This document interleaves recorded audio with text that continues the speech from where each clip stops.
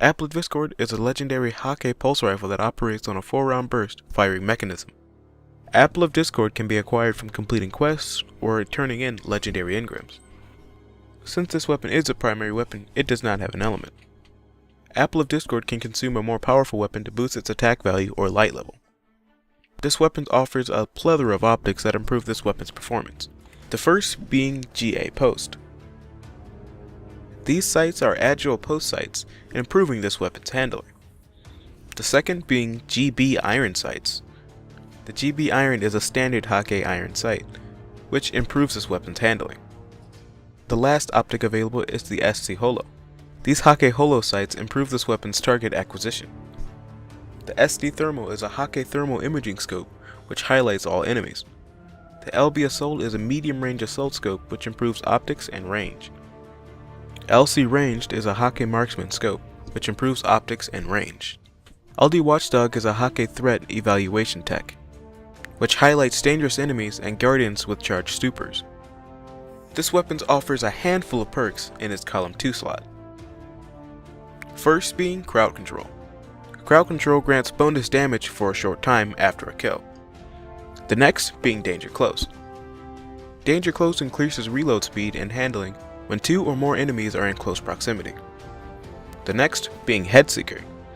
Body shots with this weapon increase precision damage for a short time. The next perk is Surrounded. This weapon gains bonus damage when 3 or more enemies are in close proximity. The next perk being Last Resort. This weapon handles and reloads faster when the wielder is the last living player of their fire team. The next perk is Glass Half Full. The bottom half of each magazine causes additional damage. And the last perk in column 2 is Army of One. Quick unassisted kills with this weapon reduce grenade and melee cooldown. For our column 3 slot, the first perk is Full Auto. This weapon can be fired in full auto mode.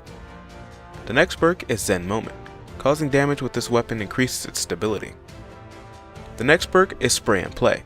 Increases the reload speed of this weapon when its mag is empty.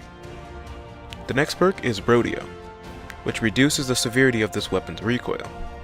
The next perk is Counterbalance. This weapon has increased stability. For our next perk, we have Rangefinder.